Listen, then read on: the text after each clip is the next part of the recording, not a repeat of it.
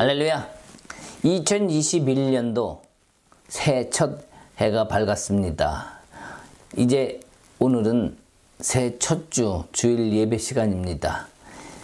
정말 아나톨레의 태양이 동쪽으로부터 떠올라서 우리의 심령 깊은 곳까지 비춰지고 이제 떠오르는 것에만 그치는 것이 아니라 1년 내내 우리 심령 속에 하나님의 빛이 비춰줌으로 말미암아 우리 가는 길마다 온전한 평탄한 길이 비추어지고 그 길이 진리의 길로서 하나님의 인도하심을 받는 그러한 1년의 여러분 신앙을 다지는 이 시간이 되길 소망합니다. 아멘. 이 시간 우리 함께 마태복음의 말씀을 통해서 함께 또 은혜 나누는 시간을 갖겠습니다. 오늘은 마태복음 5장 43절에서부터 48절까지의 말씀을 함께 봅니다.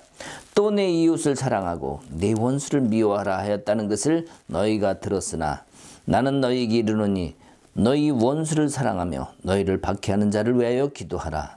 이같이 한즉 하늘에 계신 너희 아버지의 아들이 되리니 이는 하나님이 그 해를 악인과 선인에게 비추시며 비를 의로운 자와 불의한 자에게 내려주심이라. 너희가 너희를 사랑하는 자를 사랑하면 무슨 상이 있으리요? 세리도 이와 같이 아니하느냐? 또 너희가 너희 형제에게만 무난하면 남보다 더하는 것이 무엇이냐? 이방인들도 이같이 아니하느냐? 그러므로 하늘에 계신 너희 아버지의 온전하심과 같이 너희도 온전하라. 아멘.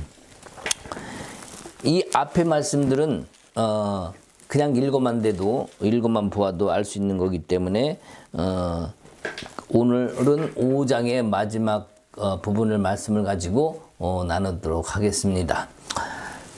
38절에 온전하라 말씀이 있습니다. 명령입니다. 자, 그 이전에 있는 말씀들은 우리가 뭡니까? 바로 말씀을 통해서 우리 삶 속에서 드러나는 모든 어떻게 보면 가장 기본적인 것들이죠.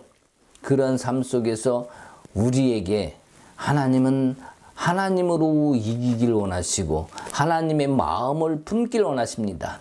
자, 우리가 신앙인으로서 사랑한다 말을 하면서 자, 새로운 날이 밝았는데 새로운 시작이 되었는데 이전의 것을 그대로 가지고 내가 주님을 대한다. 그러면 아니 되겠습니다. 그러면 어떤 마음으로 새로운 마음으로 주님을 대하고 어떤 심령으로 주님의 마음을 담고 그것을 전할 수 있겠는가? 믿음의 사람으로서 신앙의 사람으로서 그것을 증거할 수 있겠는가 하는 부분을 이 새날의 소식을 통해서 우리가 함께 생각하는 시간을 가졌으면 좋겠습니다. 새해의 시작과 함께 새로운 마음으로 주님의 형상을 바라보고 그리스도를 닮아가는 그런 모습이 우리 속에 있어야겠습니다. 우리의 생각은 앞으로 가려고 합니다. 마음도 앞으로 가려고 합니다. 그러나 뭔가 캥기는 것이 있기 때문에 그냥 멈추고 싶고 그냥 그만 가고 싶고 이제는 더 이상 더 앞으로 가기조차도 싫은 그런 마음이 있을 수 있습니다. 왜 그렇습니까? 우리 안에는 늘 갈등이 있기 때문이죠. 갈등이 있을 때마다 우리는 기도해 왔습니다. 작년에도 그랬습니다. 갈등이 있고 힘든 것이 있을 때마다 우리는 기도해야 됩니다. 기도하면 주님께서 들어주십니다. 그러한 신앙으로 왔기 때문에 그런데 문제는 그것이 다 풀어지지 않고 해결되지 않다 보니까 지금도 하나님과의 나와의 사이에 갈등이 끊임없이 계속되고 있는 거예요. 자, 갈등을 하다 보면 무슨 생각이 듭니까? 의무적으로 뭔가 지켜야 됩니다. 교회 가서 기도를 안 해서 그런가 보다. 뭔가 더 헌신을 안 해서 그런가 보다. 나의 모든 것이 의무적으로 뭔가 지키려고 하는 쪽으로 더 열심으로 가려고 합니다. 내가 주님을 더 신뢰하고 주님의 하실 일, 주님이 약속하신 것을 믿는 믿음으로 내 영혼이 기경되어야 되는데 그 길은 가지 아니하고 의무적으로 해야 될 것을 더 생각하는 그런 생각이 있을 수 있습니다. 이제 올해는 그러지 맙시다. 우리가 갈등이 있어서 기도할 때마다 이제는 문제가 그쳐지고 내 마음속에 새 마음, 바로 아나톨레의 태양, 새로운 태양이 동쪽으로부터 비춰온 것 같이 내 마음도 이제 새로운 문을 만들고 주님께 문을 활짝 열어드려야 됩니다. 어떤 문입니까? 바로 주님이 들어오시게끔. 성막을 보면 동쪽에 문이 열려 있습니다. 동쪽으로부터 우리에게 보고 들어오라는 거죠. 맨 서쪽에 지성소가 있습니다. 바로 지성소로 들어와서 주님을 만나라는 겁니다. 우리가 1년 동안 걸어가는 동안에 비록 동쪽으로부터 새로운 시작이 됐지만 이제 2021년이 끝나는 그때쯤까지 간다면 우리는 주님과 온전함을 누리며, 아니 오늘부터 주님을 만나며 영원히 계속 1년 내내 주님과 동행하며 기뻐함을 얻는 우리의 성도들이 됐으면 좋겠습니다. 우리의 주님을 만나는 것, 내 안에 영혼이 성숙되고 신앙이 성숙되어지는 것, 이것은 내 안에 주님이 들어오신 만큼과 비례합니다. 주님이 내 안에 계시지 않은데 신앙이 성숙된다? 우리는 다른 길로 갈 수 있습니다. 그래서 말씀으로 우리가 여기 말씀을 오늘도 보면서 주님이 오셔서 이 말씀을 주셨는데, 이 전날은 지난 시간에는 구약과 신약에 관한 율법에 관한 것을 했습니다. 완성에 대해서 얘기했죠. 자, 이제는 우리는 구약 백성과 신약 백성의 신앙은 달라져야 됩니다. 왜입니까? 주님이 바꿔주셨기 때문이죠. 그 율법을 완성시켜 주셨기 때문이죠. 그렇기 때문에 이제는 우리가 모든 일을 의무적으로 가지 말고 또 그것을 또 지키려다 보니까 잘못된 것을 또 회피하고 또 피하려 하고 속이려 하는 것, 그런 쪽으로 가는 것이 아니라 우리가 신앙이 성숙된 만큼 하면 됩니다. 내 영혼이 주님 앞에 이만큼 섰으면 이만큼 헌신하면 됩니다. 그것을 내가 의무적으로, 영혼의 성숙은 없이 의무적으로 하려 보니까 여기서부터 문제가 발생하는 거죠. 몸으로만 하려고 하는 것 때문에 부작용을 일으키지 말자. 우리 영혼이 감당할 만큼만 하되 의지적으로 하지 말고 주님 주신 은혜로 나아간다. 그래야 내 잘못도 뒤돌아보게 되고 깨닫게 되고, 또 그것이 어떤 부분이 부족한지를 내가 다시 뒤돌아보고 풀게 됩니다. 그것이 바로 뭡니까? 주님의 은혜이기도 하죠. 우리가 그 길에서는 우리가 될 수 있기를 바랍니다. 하나님도 말씀하십니다.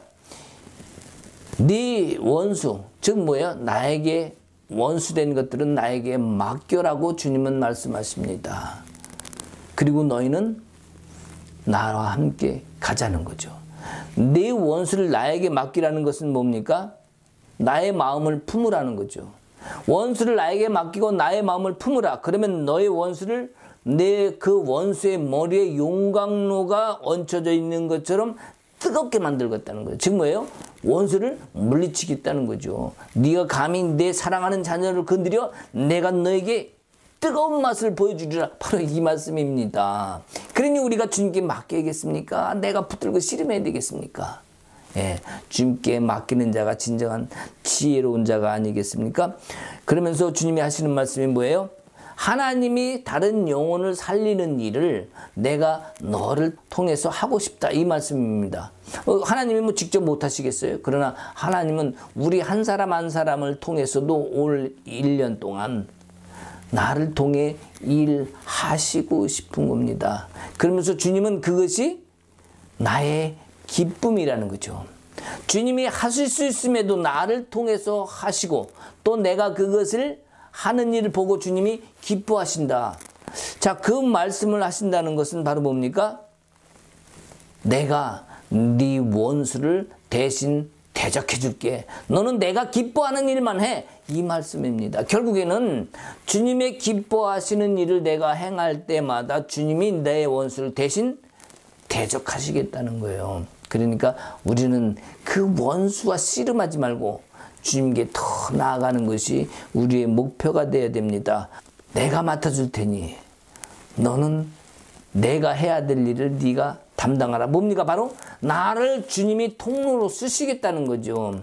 내가 원하는 것을 이제 하나님께 구하고 원하고 달라고 하나님을 나의 문제를 푸는 도구로 삼는 것이 아니라 이제는 내가 주님께서 원하시는 것을 풀어드리고 기뻐하시는 것을 내가 해결해드리는 내가 주님의 도구가 되겠다. 주님의 통로가 되겠다. 주님은 그 일을 통해서 기뻐하시고 나의 모든 문제를 대신 해결해 주시겠다. 이 말씀을 주님은 하시고 계시는 겁니다. 우리는요, 내게 붙어있는 수많은 것들이 있습니다. 주님께로 가려고 하는데 붙잡는 것이 있죠. 딱딱한 것들이 이 안에 굳어진 심령처럼 있는 것들이 있어요. 자, 원수를 사랑하라. 즉 말하면 용서라는 거죠. 자, 원수가 내 안에 있다면 그것이 굉장히 딱딱한 심령이 됩니다. 주님이 앞으로 가려고 하는데 그것이 결국 이 안에 굳어진 잘못된 심령 때문에 주님과 관계가 풀어질 수가 없어요. 마치 딱딱한 내 심령 안에 붙은 껌딱지처럼 붙어 있을 수 있는데 그것을 풀어내라는 겁니다. 제가 어렸을 때에 껌을 씹으면 이 벽에다가 붙여놓는 습관이 있었습니다. 하도 형들하고 누나들하고 껌을 여기저기 붙여놓으니까 우리 어머니가 한 장소를 지정해 줬습니다. 너희들 껌 붙이려면 여기다 붙여. 왜냐면 여기저기 붙이면은요, 껌이 띄일 때, 그 다음날 띄일 때, 그 종이 그 벽지까지 같이 찢어지거든요. 그러니까 여기저기 허연 구멍들이 나 있습니다. 그러니까 어머니가 딱 장소를 정해줬어요. 너 여기다가 묻혀라. 그래서 하룻밤에, 하루 종일 씹던 껌을 그 다음날 씻기 위해서 벽에다가 딱 붙여놓습니다. 형도 붙이고, 누나도 붙이고, 나도 붙이고. 자, 그 다음날에 아침에 일어나서 껌을 띄어갑니다.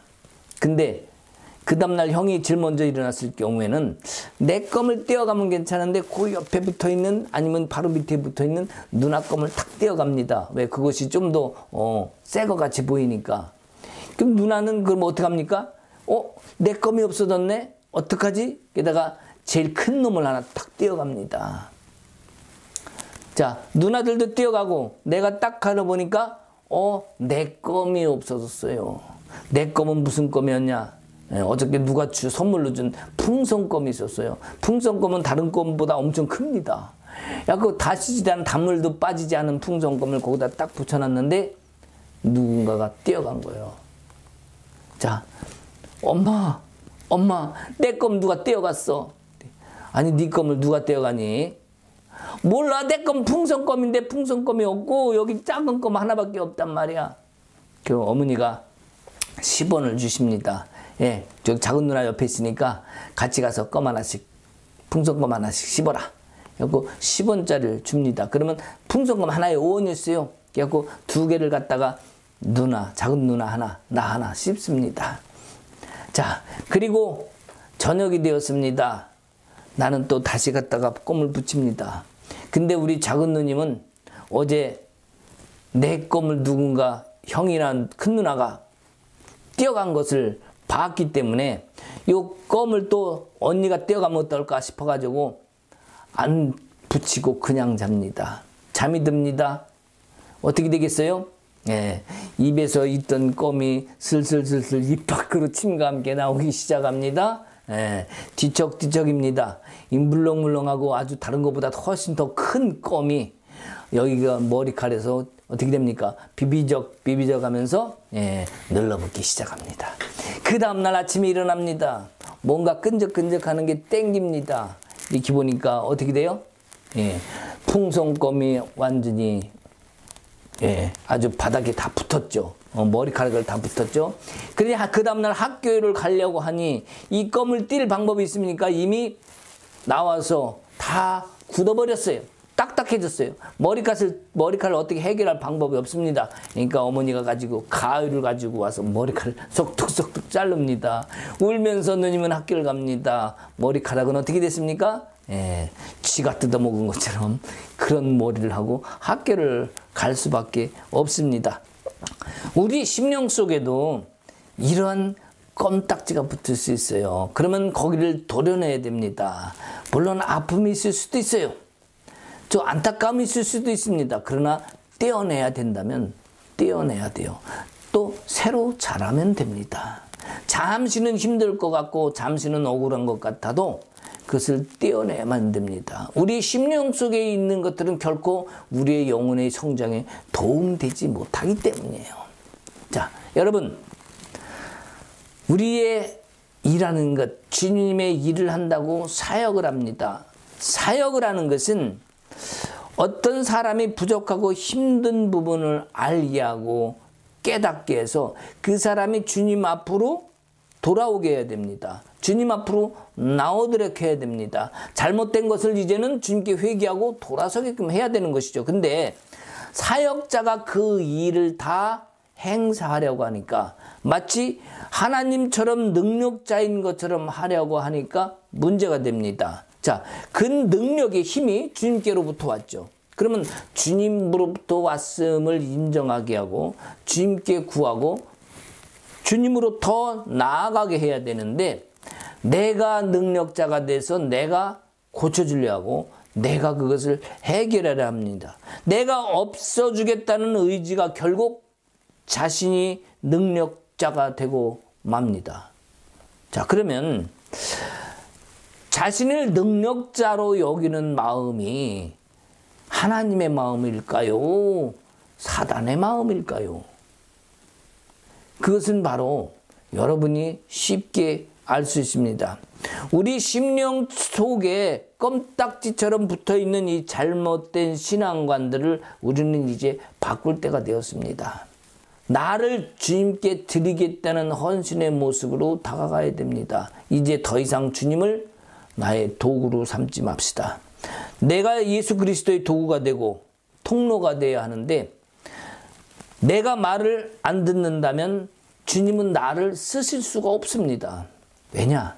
내가 하나님이 되는 모습을 보아야 되니까.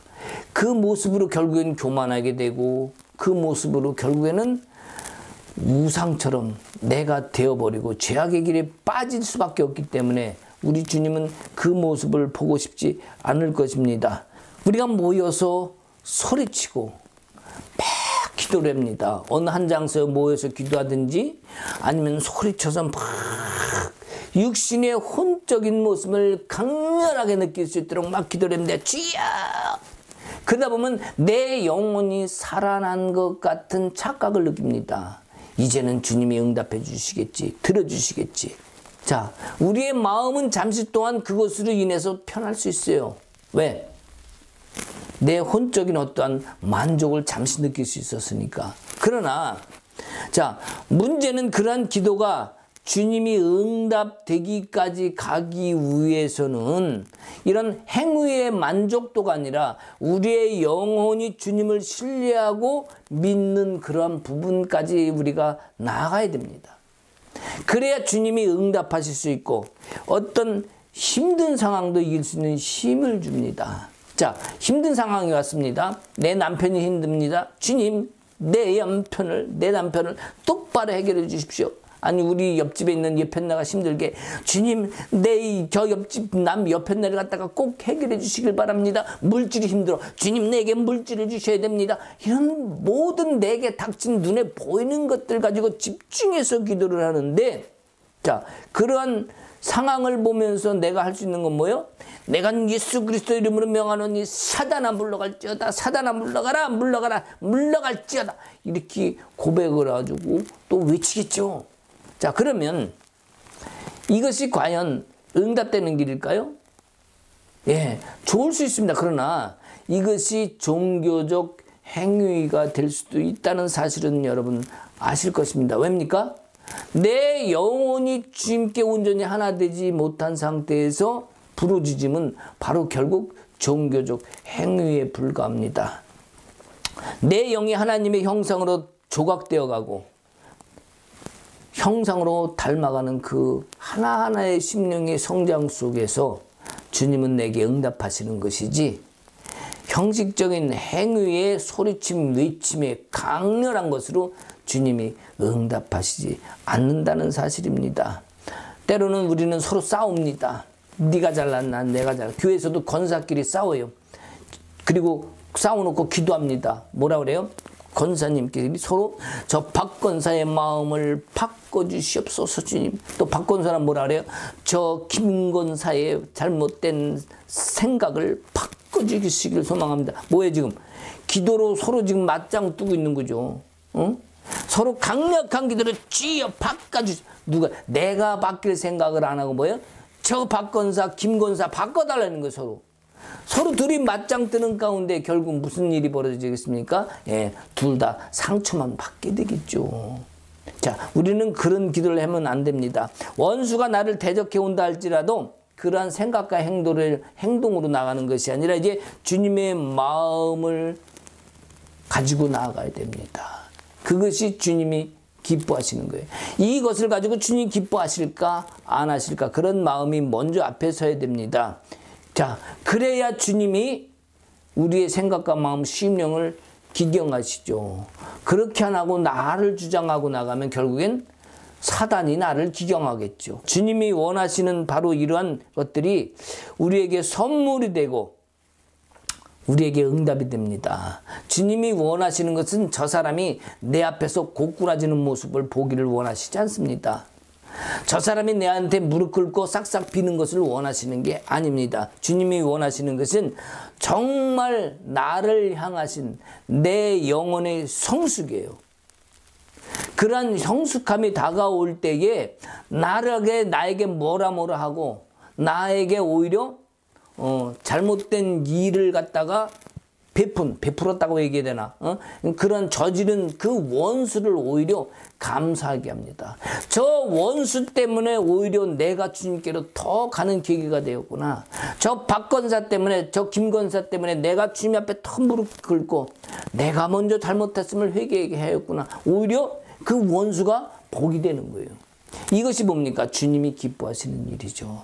우리 주님은 결코 원수가 무릎 꿇는 것을 보는 것이 아니라 내 영혼이 성숙되어 가는 것을 원하신다는 사실을 먼저 알아야 된다고 생각합니다. 우리는 그동안에 수많은 것들이 배워왔고 지켜왔습니다.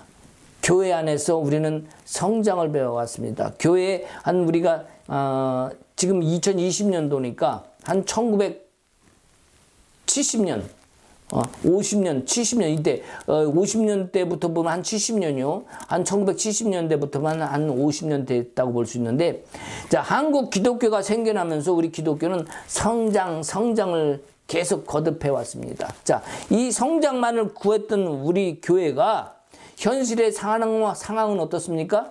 손가락질 받는 교회가 됐어요. 자, 이것이 손가락질 받는 것이 결코 은혜가 아닙니다. 그죠? 자, 은혜가 아니면 뭡니까? 진짜 우리 눈에 눈물 날 일이죠. 우리 주님의 눈에도 눈물 날 일이죠. 우리 가슴 아플 일입니다. 그렇다면, 자, 우리가 처음 받은 은혜를 다시 받으려고, 좀 그렇게 해보려고, 애써서 기도도 해보고, 부흥회도 해보고, 뭔가 큰일을 하려고 하지만, 우리 심령 안에 영혼에 바뀌지 않으면 결코 아무리 부르짖어 기도하고 부흥회를 해봐도 소용이 없다는 얘기죠. 우리 심령을 기경하지 않으면 안 됩니다. 자, 우리 심령을 기경하기 위해서 해야 되는 것이 뭡니까? 먼저 교회 안에서 우리가 잘못된 것들을 바라봐야 됩니다. 우리 교회는 가장 좋은 교회입니다. 가장 큰 교회입니다. 우리 교회는 정상적으로 잘 하나님의 복음을 따라가고 있습니다. 자, 그 교회 안에 있는 사람들만 좋아요. 그리고 그 안에 있는 사람들만 은혜를 느껴요. 그러면 그것이 하나님의 뜻일까요? 자, 그 안에 있는 공간 안에 있는 사람들만 좋다고 하는 것은 이건 결코 하나님의 뜻이 아닙니다. 뭡니까? 결국엔 자기 자신의 안주에서 거기에 속고 자기들이 받은 경험에다 속고 자기 받은 그 뭡니까? 체험 속에서 속고 수많은 자기 공간 안에 나타난 것들에 속은 결과가 안주하는 거예요. 나는 이것으로 만족합니다. 이러한 모습들이 우리의 신앙 속에 있을 수 있습니다. 그래서 우리가 누군 얘기합니다. 기독교는 체험의 종교다. 예, 그것도 맞습니다. 그러나 우리 기독교는 체험의 종교만이 아닙니다. 그 체험의 종교는요, 다른 종교도 다 해요. 사단도 다 체험시켜줍니다. 한번 오늘부터 시험해 보세요. 사단도 체험을 시켜주는지 안 시켜주는지 한번 해보시라고. 악한 짓을 한번 해보시라고. 기독교만 체험의 종교가 아니라 모든 종교는 체험이 있다는 사실을 알아야 됩니다. 체험이 없다면 그 종교가 성장할까요? 안에 거기서 끝나고 맙니다. 사단이 들어가서 그 안에서 왕노릇하고 그 안에서 체험을 주기 때문에 야 이것이 진짜구나 라고 믿는 거예요.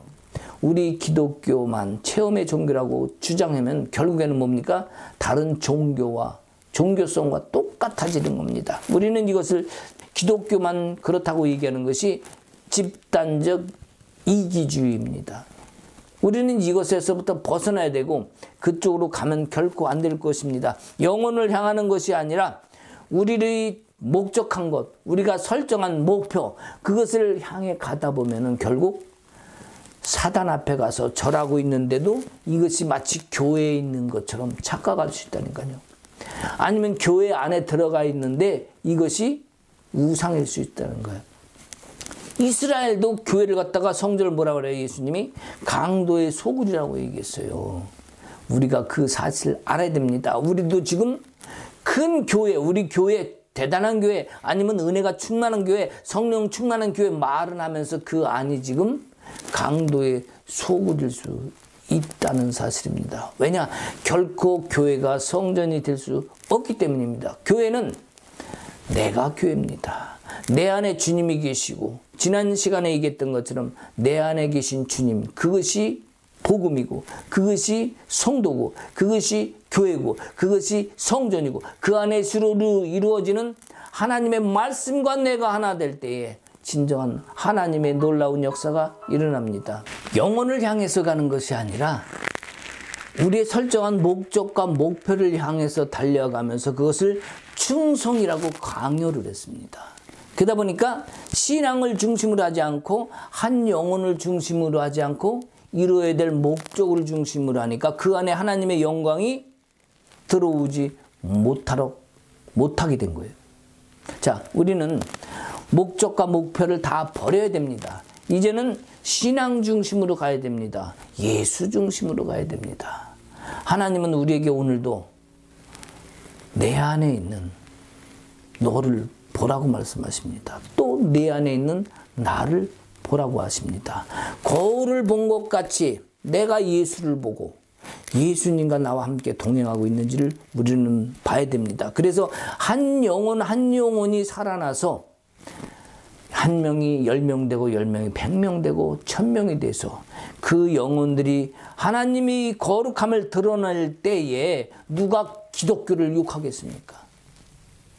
절대로 기독교 욕먹지 않을 겁니다. 부끄러움 당하지 않을 거예요. 오늘 이 시간에도 내가 그렇게 많은 분들이 오시지 않음에도 불구하고 이 말씀을 전하고 있는 것은 이 말씀을 통해서 한 사람, 10사람, 그 10사람이 1000이 되고 만이 되어서 우리 기독교가 새로운 변화를 가져왔으면 좋겠습니다. 바뀌었으면 좋겠어요.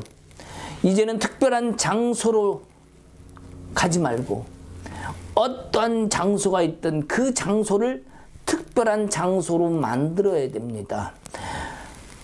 큰 교회가 내가 다니는 성전으로 만든 이루어졌던 어떤 교회의 이름에 그 속에 들어가는 것이 교회가 아닙니다.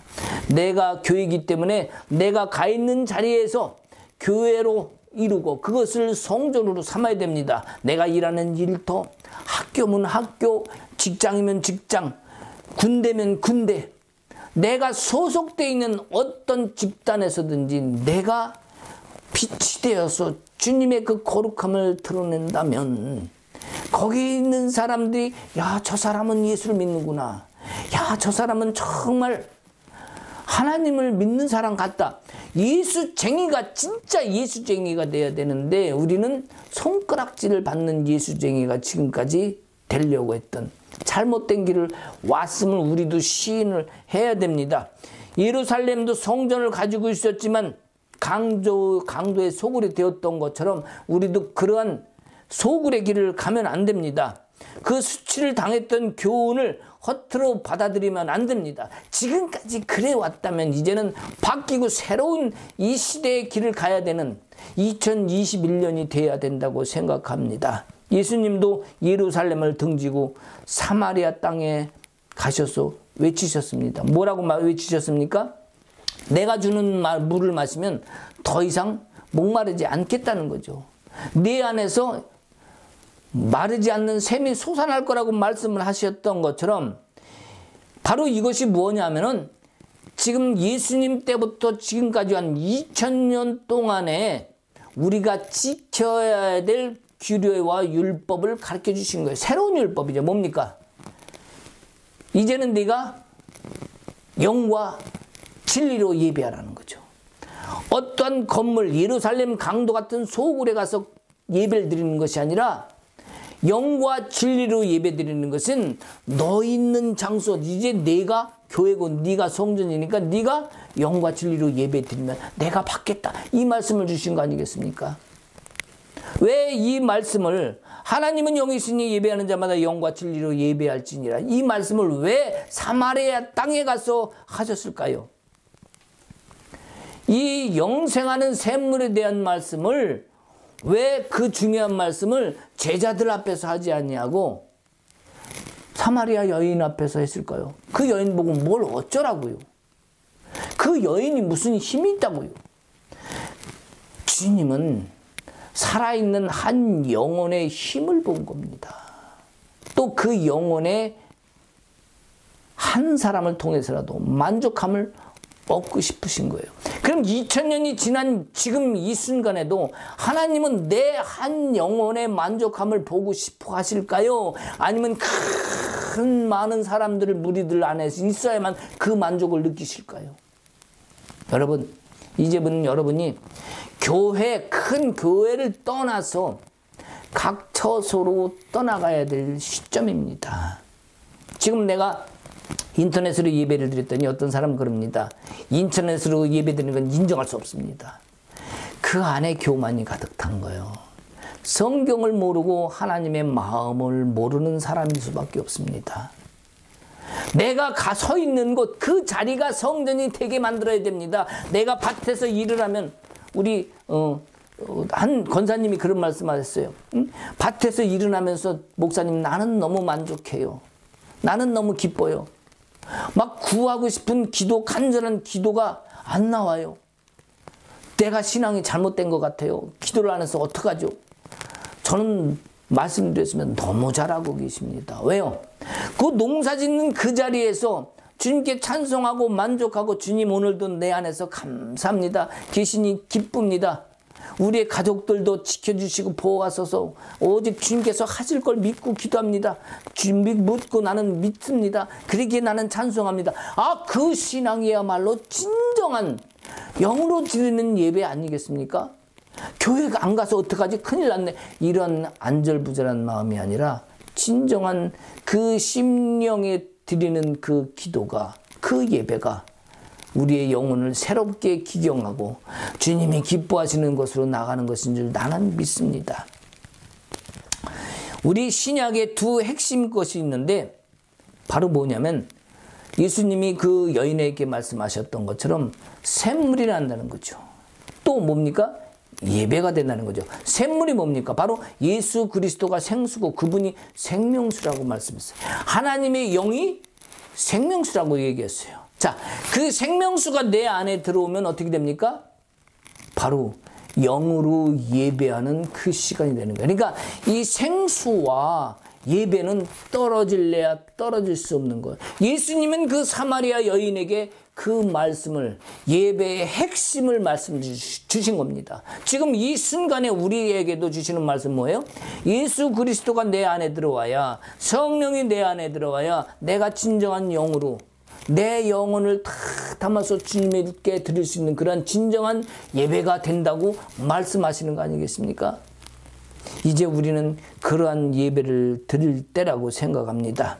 기업이 바로 예수입니다. 그 바로 샘이 예수고 우리 예수가 바로 기업입니다. 우리가 그 기업을 우리 안에 담는다면, 우리 안에 담고 그것을 신앙으로 한다면 그것이 진정한 신앙의 목표가 아니겠습니까? 나의 기업으로 자리 잡는 것이 바로 예수라면 그것이 진정한 우리가 바라는 신앙일 것입니다. 자, 우리가 이제는 더 이상 충성, 봉사 이런 것 때문에 속상해하지 맙시다. 내가 못 받은 것 때문에 내가 덜 했나 보다. 내가 부족하게 했나 보다. 응답을 안 하니까 우리 영혼이 좀 더 이렇게 점점점 풍성해지기 위해서는 내가 헌금을 더하고 충성을 더하고 봉사를 더하고 내가 지킬 것을 더해야겠구나. 이러한 신앙으로 가지 말고 좀 부족해도 주님께서는 나의 형편과 사정을 다 아십니다. 이 모습 이대로 주님께 드립니다. 이것을 주님은 원하신다는 사실 우리가 알아야겠습니다. 이것을 못하고 바로 충성으로 가야 되고 뭔가 가야 된다면 우리 영혼이 이미 눌려있는 증거입니다. 이 눌려있는 것에서부터 벗어나는 새해가 되기를 소망합니다. 우리의 어떠한 모습도 우리가 진정한 교회는 내가 되어야 됩니다. 내가 가는 곳, 내가 밟는 땅, 내가 서 있는 곳, 내가 바라보는 곳, 내가 예배하는 곳이 진정한 성전이 되었고 또한 주님이 그것에서 함께 하신다는 사실 우리는 믿어야 됩니다. 그것이 주의 은혜며 그것이 선물이며 그것이 권세가 되는 것입니다.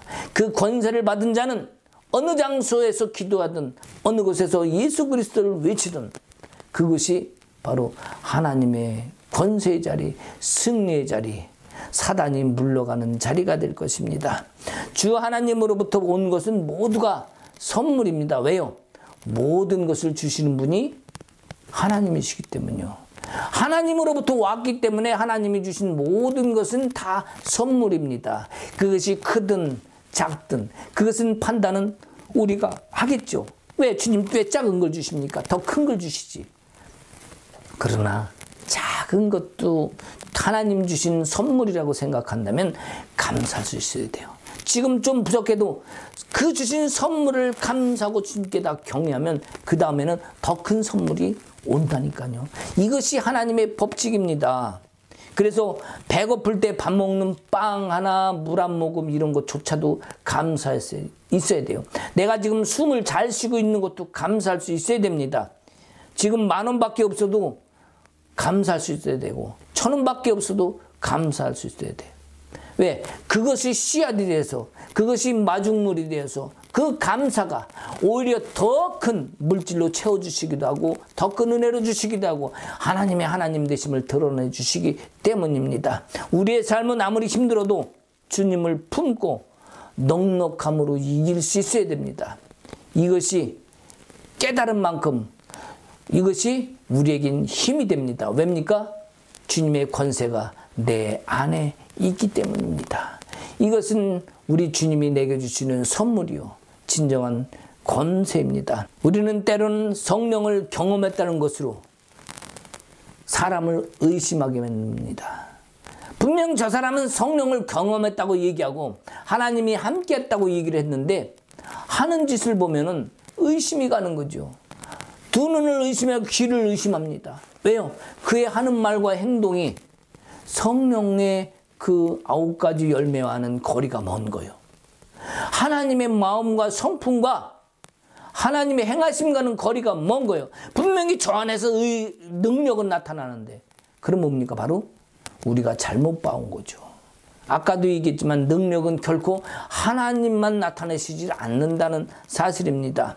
사역을 합니다. 그래서 엄청 합니다. 대단합니다. 그 속에서 욕심과 교만이 나오니까 어떻게 돼요? 예수를 빙자한 다른 것들이 나오죠. 자, 성령은 경험은 했지만 그 안에 심령이 온전히 자리 잡지 못했기 때문이에요. 그 안에 온전히 주님을 심지 못했기 때문에 결국 그 영까지 사단에게 휘둘리게 되는 겁니다. 하나님의 모습을 흉내는 냈는데 결국은 뭐예요? 사단에게 놀아나는 것이고 또 그것을 또 추앙하고 신령한 사람처럼 대하는 것은 결국엔 뭐예요?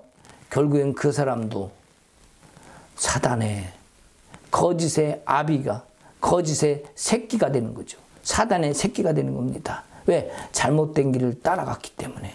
그래서 우리는 두 눈을 잘 뜨고 우리의 영적 분별을 바라보고 해야 됩니다. 왜요? 저 능력이 하나님이 과연 주신 우리의 마음속에 기쁨으로 다가서는 능력인가를 봐야 됩니다. 저 행함이 우리가 주님께로 더 깊이 가는 행함인지, 주님을 더 하나 되게 하는 행함인지, 오직 내가 뭔가를 원하는 것만을 구하게 하는 그러한 능력으로 나에게 다가오지 않았는지 구분할 수 있어야 됩니다. 그것이 우리의 신앙을 좌우할 수 있습니다. 사람들은 보여지는 거에 줄 섭니다. 거기에 다가섭니다. 신령한 사람을 대하듯이 합니다. 마치 하나님이 강림에 내려오신 것처럼 대합니다. 그러면 그 사람은 어깨가 더 우쭐합니다. 내가 이런 사람이야. 내가 능력자가 됩니다. 내가 하나님이 되는 것입니다. 자, 그러면 우리는 그러한 것을 버려야 되는 이유가 그 안에 능력은 있지만 딱딱한 마음으로 굳어진 잘못된 심령의 상태에 사단이 가지고 노는 거기 때문에 우리는 과감하게 그것을 버릴 수 있어야 됩니다. 이제는 새해는 말씀을 붙잡고 말씀이 그 능력이 되고 또 주님이 내 안에 오셔서 그것을 통하여 말씀하신 언약들이 이루어지는 새로운 해가 되도록 만들어야 됩니다. 새로운 신년, 주님은 잃어버린 양 한 마리도 찾으러 떠나셨습니다. 99마리를 놔두고 가셨어요. 그분이 주예님의 마음입니다.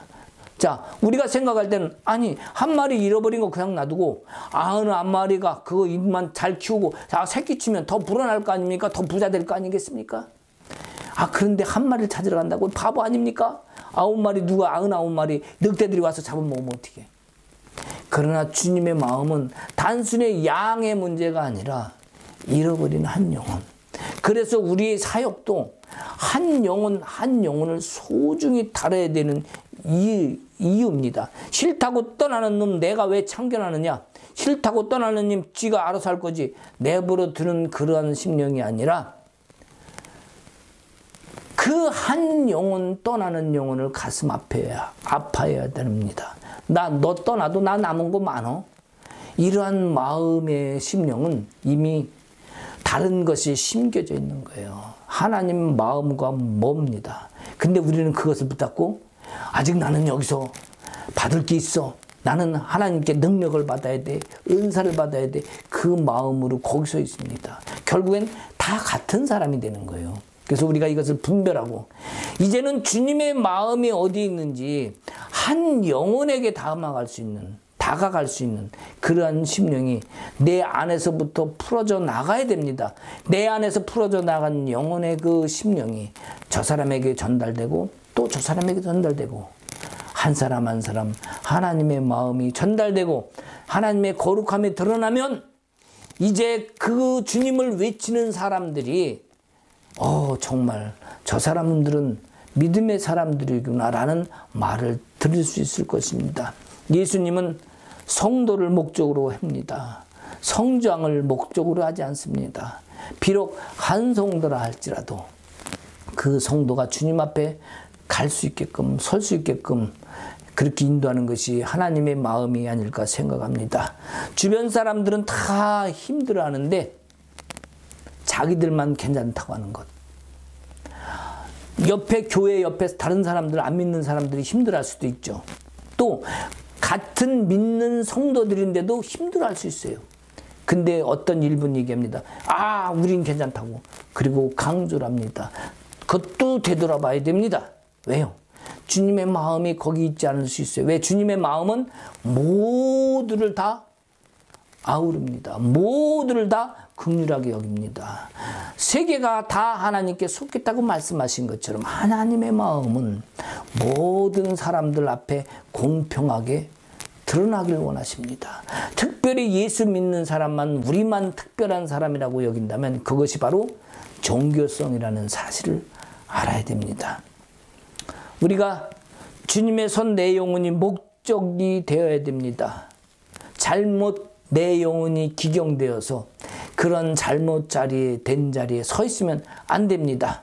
남이 의식한 행동이 아니라 주님의 마음을 갖고 그 안에서 겸손함이 있다면 함부로 말하고 함부로 판단하고 함부로 정죄하지 않습니다. 이것이 진정한 주님의 마음이고 그것이 주님이 내 안을 기경하는 온전한 기경이 될 줄 믿습니다. 우리가 교회에서 잘못했다면, 예수를 믿는다고 잘못했다면 우리는 모두가 잘못한 것입니다. 쌍방과실이에요.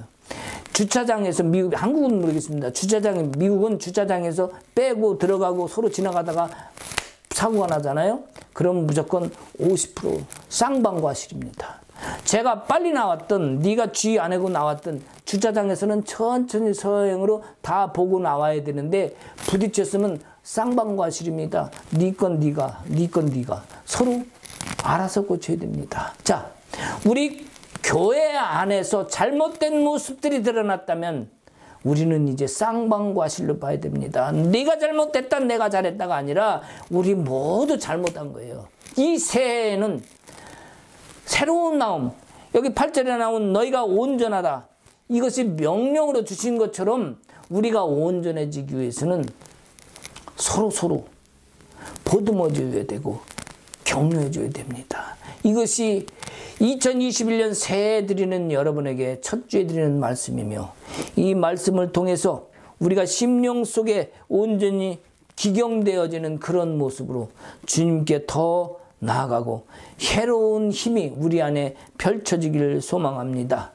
우리는 주님 앞에 어떠한 것도 내놓을 수 없습니다. 오직 주님을 내놓아야 합니다. 주님은 우리에게 이웃을 사랑하라고 지금 말씀하셨습니다. 오늘 성경 말씀을 보신 것처럼 여러분에게 너희를 사랑하는 자를 사랑하면 무슨 상이 있으리요. 이제 이 새해를 통해서 우리가 앞으로도 나아가는 길은 주님과 함께 동행하는 길로 기대를 해봅니다. 어렵고 힘든 사람들 내 마음에 품고 섬기고 사랑하며 그 가운데 진정한 하나님의 일들을 드러내기를 소망합니다. 우리가 2021년도를 기대하며 그리스도의 사랑 안에서 나아가길 소망합니다. 기대라는 찬송으로 함께 합니다. 아멘. 주 안에 우린 하나, 모습은 달라도 예수님 한 분만 바라네. 아멘. 사랑과 선행으로 서로를 격려해 따스함으로 보듬어가리. 주님 우리 안에 함께 하시니 형제자매의 기쁨과 슬픔 느끼네. 내 안에 있는 주님 모습 보내. 주님 기뻐하시네. 아멘.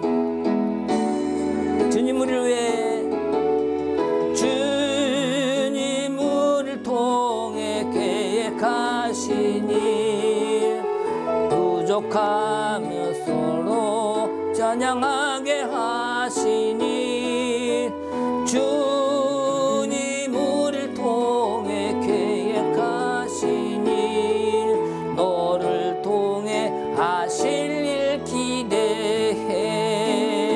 아멘. 주님 우리 안에 함께 하시니 형제자매의 기쁨과 슬픔 느끼네. 내 안에 있는 주님 모습 보내. 주분 기뻐하시네. 아멘 아멘. 주님 우리를 통해, 주님 우리를 통해 계획하시니 부족한 입술로 찬양하게 하시니 주님 우리를 통해 계획하시니 나를 통해 하실 일 기대해. 아멘 아멘. 주를 통해 주님 우리를 통해 계획하시니 부족한 입술로 찬양하게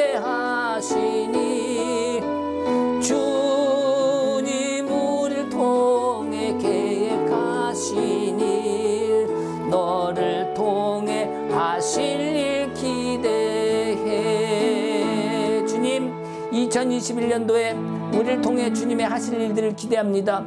우리는 연약하고 부족하지만 주님과 함께 가는 그 길에 주님은 모든 것을 당신께서 이룬다 하셨사오니 우리는 주님을 찬송하며 그 하실 일을 기대하며 나아갑니다. 내가 하는 것이 아니요 주님께서 하시기에 우리는 나의 힘으로 아니라 주님께서 함께 하심을 믿고 담대함으로 나가는 2021년도가 되게 하옵소서. 새해에는 더욱더 마음의 풍성함을 가지고 마음의 여유를 가지고 주님이 내 안에 계시기에 다른 영혼들에게도 주님의 사랑을 나누고 베풀며 격려하고 사랑하며 주님의 그 겸손함으로 많은 영혼들에게 하나님의 살아계심을 증거하는 우리가 되길 원합니다. 주님, 우리 안에 기쁨이 충만하길 원합니다. 불안한 마음, 안타까운 마음, 아직 해결되지 못한 마음도 있을 줄 압니다. 그러나 주님께서 반드시 그 약속을 지켜주심을 믿고 나아가는 우리가 되게 하옵소서. 주님, 그 일을 행하시는 주님을 찬송합니다. 주님, 우리를 통해 하시는 일을 찬송합니다. 아멘. 주님, 우리를 통해 계획하신 일 부족한 입술로 찬양하게 하시니 주님, 우리를 통해 계획하신 일 너를 통해 하실 일 기대해. 주님, 감사합니다. 주님은 이루셨습니다. 수많은 것들 이제는 우리를 통해서 또한 이루시길 원하십니다. 주님, 우리가 그 길을 가게 하옵소서. 주님과 함께 동행하는 가운데 나를 통해서 일하시고자 하는 그 주님의 뜻을 받들어 2021년도에는 진정한 하나님의 영광이 더욱 빛나는 한 해가 되게 하옵소서. 우리의 삶도 모든 묶였던 것들이 풀어지고 모든 막혔던 것들이 해결되어지는 주님의 생명수가 위에서부터 흘러내리듯이 우리의 영혼의 심령의 모든 것들과 우리의 삶의 문제들 하나하나까지도 주님의 생명수를 따라 강물이 되어 흘러가듯 모든 것이 주님 섭리대로 흘러가는 우리의 새해가 되게 하옵소서. 건강의 문제, 물질의 문제, 인간관계의 문제, 가족의 문제, 모든 것들 주 안에서 해결되는 한 해가 되게 하옵소서. 주님, 감사합니다. 오늘도 함께 하심을 감사합니다. 이 말씀의 모든 것들이 많은 영혼들을 살리는 말씀이 되게 하심에 감사하며 예수님 이름으로 기도합니다. 아멘. 이 시간을 통해서 물질로 헌신해 주신 분들께 진심으로 또한 감사드립니다. 1년의 삶이 여러분의 모든 것들이 정말 가장 귀한 주님으로 이룬 것이 되기를 소망합니다. 축도함으로 마치겠습니다. 이제는 우리 주 예수 그리스도의 은혜와 하나님 아버지의 크신 사랑과 성령님의 감화감동 역사하심과 충만하심과 교통하심이 이제 새해에는 주님의 마음을 품고 내가 그 뜻을 다해 살겠다고 다짐하고 나가는 모든 성도들 위해 이제로부터 1년 내내 영원토록 함께 있을지어다. 아멘.